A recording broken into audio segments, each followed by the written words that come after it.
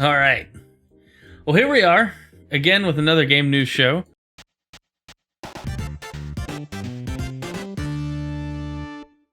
I know that it has been a little while, and my apologies. Where have I been? Things have just been busy lately, so I should be back to normal on Tuesdays for the time being. But I did get a lot of stuff together from the last couple of weeks that we missed, mostly in the last week and a half. Stuff that I really wanted to talk about here on the channel. So let's get started. So last week, I think. Maybe before, but I'm pretty sure it was last week. Kingdom Hearts 4 was officially revealed at the 20th anniversary Kingdom Hearts event.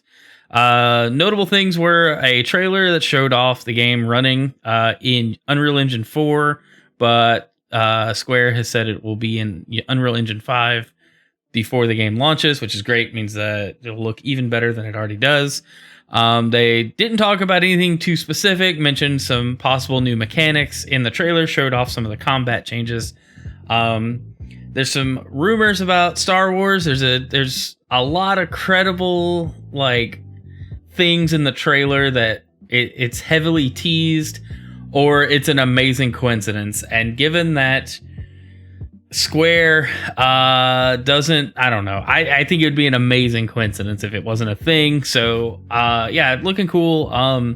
Really was digging the trailer. Some other stuff that was announced during that whole 20th anniversary event. This was like the last thing they showed, but before that, they showed off Kingdom Hearts Missing Link, which is another mobile game to replace Union Cross, and it will actually pick up after Union Cross ends. That story is done. And then it'll bridge between Union Cross and Dark Road, which is all just the mobile game stuff. If you're a Kingdom Hearts fan, you know what I'm talking about. If you don't, I'm sorry. That's the way it is. Moving on, we've got Halo. This week, the Fracture Tenrai event is back on for the week. Looks like this will be the last time this event is up for a while. I don't know if these events are perma-gone, you'll never have an opportunity to get these unlocks ever again. But this was the last scheduled week of it. Hopefully it doesn't mean they're gone forever and that they'll cycle back in if you missed your opportunity. I need to try to play some this week because I've got 3 or 4 more levels to try to get rewards from. So I will be on at some point in the future. Let's see. Season 2 of Halo Infinite, officially given a date, May 3rd. Given more information on that, the new cosmetic unlocks, some new maps for multiplayer. Looks like this will be an update to bring people back to the game, and it's pretty exciting stuff. Let's see. We also have Sonic Origins, which was a title that was announced a few years ago. Literally, at the beginning of COVID, I think, 2020-ish, it was announced.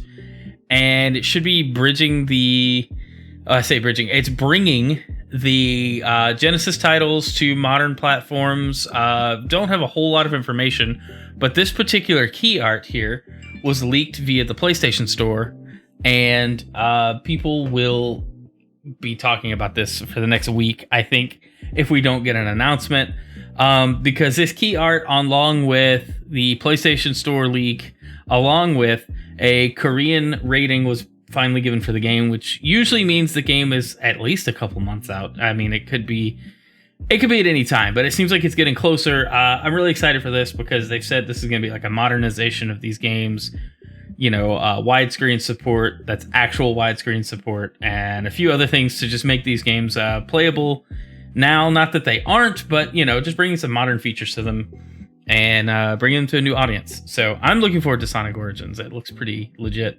I'm hoping to see more on what all's included, but yeah, this art looks really good. For them to just be putting the games in an emulator, I don't think they'd go to this effort to make this brand new stuff. So anyway, super cool. Coming up, also today in Games as a Service games, Apex Legends started their Unshackled event. A bunch of new cosmetics to unlock. They brought back another LTM. And yeah, bunch of cool stuff there. It looks like it's going to be fun. I played a little today, but I haven't played in the limited time mode. And looking at the skins, the weapon skins are cool. I'm not sold on the character skins, but overall, it seems like a solid event with some stuff you can get for free, plus the usual you can buy packs to unlock stuff, as with all of these events. Let's move right along here. We've got a Game Pass update. So biggest things out of this for me, well, it's just one game. Bug Snacks finally coming to Xbox. I remember when this launched on PlayStation a couple years ago. It was a big deal because it was just weird, and I wanted to play it, but I just did not play it on PlayStation. So now I can play it on Game Pass. I am glad I waited. It still seems like a fun game. Just a pretty mixed lineup here. Looks like some fun stuff's on deck for anybody that keeps up with Game Pass games and is ever awaiting new stuff to be added. Kind of exciting. And then lastly, there's a few rumors I want to talk about that have been going around. I don't really like talking about rumors because there's usually not a whole lot of like evidence that they're like a thing, and I usually wait for official announcements before I like to put them on this show. But we've got the possibility that GBA games are coming to Switch through Nintendo Switch Online. I'm kind of sold on some of the stuff I've seen leading credibility to it. There are some documents that talk about the emulator and everything else that I think it's been leaked from what I understand, and it looks like the emulator works on Switch pretty well with a bunch of different GBA games. Hopefully this means that Game Boy and GBA games are coming. Don't know when we'd get an announcement, maybe at a Nintendo Direct during the summer when we would have normally had E3, but I mean, it could be tomorrow for all we know. The way Nintendo announces things, it's just going to be whenever they want to, and that'll be the end of it. I'm curious how they're going to split this up. A lot of people have speculated that the Game Boy and Game Boy Color titles would be part of the free package, the basic tier of Nintendo Switch Online, and then the expansion pack would get the GBA games, which I kind of expected that would be the best way to get people to buy the expansion pack, but we'll see when it finally comes out. I'm still looking forward to whatever this ends up being. Hopefully it's true. It's kind of the thing I really want on the Switch Online service because there's just a ton of great GBA games that I would like to be able to play. So, the other rumor, talking about Halo earlier, let's go back to that. It looks like Halo Infinite could be getting the long-awaited VR mode. If that's something you've been looking forward to, I think it would be fun to try if they do it right. But it looks like they've gotten the studio Certain Affinity to come in and help build that out. It might show up later this year in Season 3 when that launches, or Season 4, which would be the beginning of next year. If you think about it, Season 2 is starting in a few weeks in May. So Season 4, we would assume, would start about this time next year.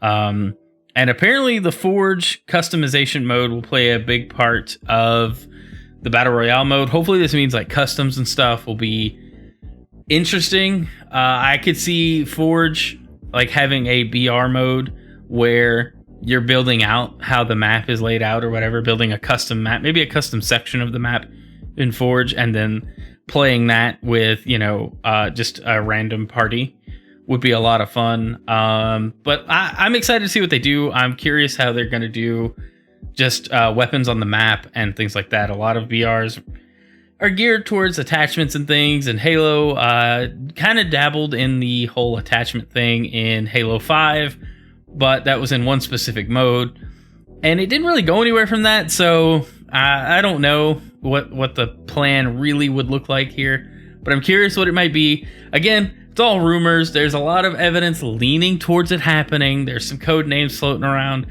So that's the reason I want to talk about it here, is because I like the idea of it. I'm willing to try it. I'm not some purist that thinks Halo doesn't need a BR. I think it's another mode that would draw people to the game and be good for the player base. So, the more people playing the free-to-play Halo game, the longer it can be supported and stick around.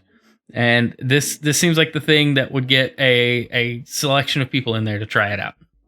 So anyway, that does it for the game news. I may have left some stuff out. I kind of was looking through a couple different sources this week and realized I did not touch on the Overwatch 2 news with the Sojourn official reveal. So I do apologize for that. Quick note on it. It looks cool, and I'm really excited for Overwatch 2, and I can't wait to see some of the beta stuff in action, and I'd like to be able to participate. But I didn't cover it here, and I apologize. I just remembered that. Anyway, moving on. Now's the time where I thank everybody on Twitch for putting up with me for doing this. But if you're watching on YouTube, be sure to drop a like, a comment. Tell me what are you looking forward to from what I'm talking about. You going to be playing Halo Infinite in Season 2? I know I will. Super hyped for Kingdom Hearts 4. I might be a crippled old man by the time it comes out, but we'll see when that actually happens. Yeah, just let me know down in the comments what you think. Thanks for watching. Be sure to subscribe and click the bell and do all the things. And we'll see you on the next one. Until next time. I've said next far too many times.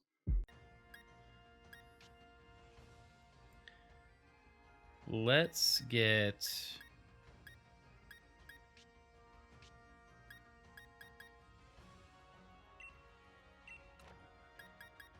We'll level up Morpeko a little bit.